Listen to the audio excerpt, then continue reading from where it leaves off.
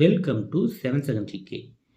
நம்ம இந்த வீடியோ பதிவில் என்ன பார்க்க போகிறோம்னா, டிஎன்பிசி குரூப் 4 2026 அண்ட் 27க்காக கிளாஸஸ் அண்டு டெஸ்ட் பேட்ச் பார்த்துட்டு வரோம். இந்த வீடியோ பதிவில் கிளாஸ் தான் பார்க்க போகிறோம். கிளாஸ் 13. இந்த கிளாஸ் 13 என்ன டாபிக் பார்க்க போகிறோம்னா, டிகே சிதம்பரநாதர் இவரை பற்றி தான் பார்க்க போகிறோம். நம்ம ஏற்கனவே அறநூல் தொடர்பான செய்திகள் ஃபுல்லாகவே பார்த்துட்டோம். நெக்ஸ்ட் திருக்குறள் தொடர்பான செய்திகள் இன்ட்ரோ பார்த்துருக்கோம். நெக்ஸ்ட் ஒழுக்கமுடைமை பார்த்துருக்கோம். மற்ற எதுவுமே இன்னும் டைப்பிங் கம்ப்ளீட் ஆகலை. அதனால் நம்ம நெக்ஸ்ட் என்ன பார்க்க போகிறோம்னா, தமிழ் சான்றோர் பற்றிய செய்திகள் டிகே சிதம்பரநாதரை பற்றி பார்க்க போகிறோம். நீங்கள் நம்ம சேனலுக்கு தான் ஃபஸ்ட் டைம் பார்க்குறீங்கன்னா நம்ம சேனல் சப்ஸ்கிரைப் பண்ணிக்காங்க. பிடிஎஃப் பார்த்தீங்கன்னா நம்ம டெலகிராம் ப்ரொவைட் பண்ணுறோம். நம்ம டெலகிராம் ஜாயின் பண்ணலாம். நம்ம டெலகிராம் ஜாயின் பண்ணிக்காங்க. இந்த டிகேசி இருக்கார்ல, இதில் ஒரு கொஷின் டிஎன்பிசி 25 கேட்டிருக்காங்க. அதனால் பார்த்தீங்கன்னா இந்த வீடியோ பற்றி லாஸ்ட் வரைக்கும் ஸ்கிப் பண்ணாமல் பார்த்துட்டு வாங்க. ஜஸ்ட் ஒரு 6 மினிட்ஸ் 7 மினிட்ஸ் இந்த வீடியோ பற்றி கம்ப்ளீட் பண்ணிடலாம். டிகேசி என அழைக்கப்படும் டிகே சிதம்பரநாதர் வழக்கறிஞர் தொழில் செய்தவர். டிகே சிதம்பரநாதர் பார்த்தீங்கன்னா வழக்கறிஞர், தமிழ் எழுத்தாளராகவும் திறன் ஆய்வாளராகவும் புகழ் பெற்றார். ரசிகமணி என்று சிறப்பிக்கப்பட்டவர். டிகேசி பார்த்தீங்கன்னா டிகே சிதம்பரநாதர். இவர் பார்த்தீங்கன்னா வழக்கறிஞர் தொழில் செய்தவர். நெக்ஸ்ட் பார்த்தீங்கன்னா தமிழ் எழுத்தாளராகவும் திறன் ஆய்வாளராகவும் புகழ் பெற்றவர். ரசிகமணி என்று சிறப்பிக்கப்பட்டவர். நெக்ஸ்ட், இவர் தம் வீட்டில் வட்டி தொட்டி என்னும் பெயரில் இலக்கிய கூட்டங்களை நடத்தி வந்தார். என்ன கூட்டம் பார்த்தீங்கன்னா வட்டி தொட்டி என்னும் பெயரில் இலக்கிய கூட்டங்களை நடத்தி வந்தார். டிகேசி பார்த்தீங்கன்னா கடித இலக்கியத்தின் முன்னோடி, தமிழிசை காவலர், வளர்தமிழ் ஆர்வலர், குற்றாலமுனி என பலவற்றாக புகழப்படுகிறார். என்னென்னு சொல்லி பார்த்தீங்கன்னா கடித இலக்கியத்தின் முன்னோடி, தமிழிசை காவலர், வளர்தமிழ் ஆர்வலர், குற்றாலமுனிவர். நெக்ஸ்ட் பாருங்க, டிகே சிதம்பரநாதர் காலம் 1882 1954 வரை. தமிழில் எல்லாம் உண்டு, தமிழன் கவிசுவைக்கு ஈடும் இல்லை இணையும் இல்லை. தமிழில் எல்லாம் உண்டு, தமிழின் கவிசுவைக்கு ஈடும் இல்லை இணையும் இல்லை. தமிழால் அறிவியல் மட்டுமன்று அனைத்து இயல்களையும் கற்க முடியும் என சான்றுகளுடன் எடுத்து சொன்ன பெருந்தகை யாருன்னு பார்த்தீங்கன்னா ரசிகமணி டிகே சிதம்பரநாதர்.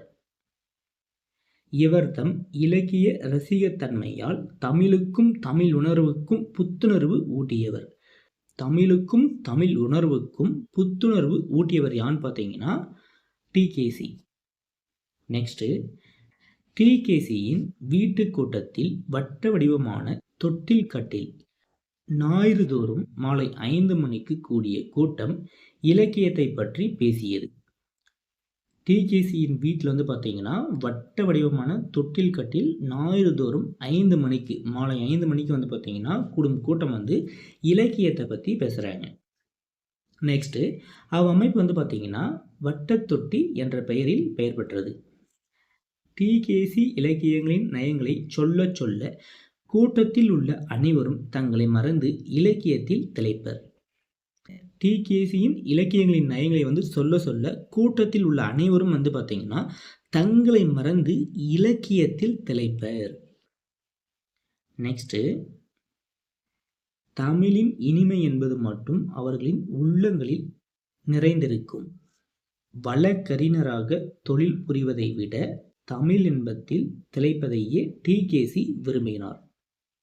இப்போ டிகேசி பார்த்தீங்கன்னா வழக்கறிஞர் தொழில் செஞ்சார். ஆனால் அவருக்கு அதை விட தமிழ் இன்பத்தில் திளைப்பதே அவருக்கு ரொம்ப பிடிச்சிருந்தது. நெக்ஸ்ட் பாருங்க, தமிழ் கலைகள், தமிழ் இசை, தமிழ் இலக்கியம் ஆகியவற்றின் சுவையையும் மேன்மையும் தனித்தன்மையும் எடுத்து சொன்னார். தமிழ் கலைகள், தமிழ் இசை, தமிழ் இலக்கியம் ஆகியவற்றின் சுவை, மேன்மை, தனித்தன்மை இது எல்லாமே எடுத்து சொன்னார். நெக்ஸ்ட் கடிதங்களிலும் அவற்றையே வியந்து எழுதினார். அவர்தம் கடிதங்கள் இலக்கிய தரமுள்ள புதிய இலக்கிய வகையாகவே கருதப்பட்டன. இதய ஒளி, கம்பர் யார் முதலான நூல்களும் 3900 கம்பராமாயணம் ஆகியவற்றுக்கு எழுதிய உரையும் அவர்தம் இலக்கிய நுகர்வு கடலின் சில அலைகள் எனலாம். சென்னை மாநில மேலவையின் உறுப்பினராகவும் அறநிலைத்துறையின் ஆணையராகவும் திகழ்ந்த டிகேசி இயற்றிய இலக்கிய ஒளி தமிழ் அழகியலை வெளிச்சப்படுத்தியது. டிகேசி வந்து பார்த்தீங்கன்னா சென்னை மாநில மேலவையின் உறுப்பினராக இருந்திருக்காரு. நெக்ஸ்ட்டு வந்து அறநிலைத்துறையின் ஆணையராகவும் வந்து இருந்திருக்காரு. இதோட வந்து பார்த்தீங்கன்னா டிகேசியை பற்றி வந்து புத்தகத்தில் கொடுத்துருக்க சோர்ஸ் வந்து ஃபுல்லாகவே வந்து கம்ப்ளீட் ஆகுது. அழகியலுக்கு வந்து மேக்ஸிமம் வந்து புத்தக சோர்ஸை வந்து ஃபஸ்ட்டு வந்து ரெஃபர் பண்ணுங்கள். ஏன்னா புத்தகத்தில் இருந்து மட்டும் வந்து கேட்குறதா வந்து டிஎன்பிசிலே வந்து சிலபஸில் வந்து கொடுத்துருக்காங்க.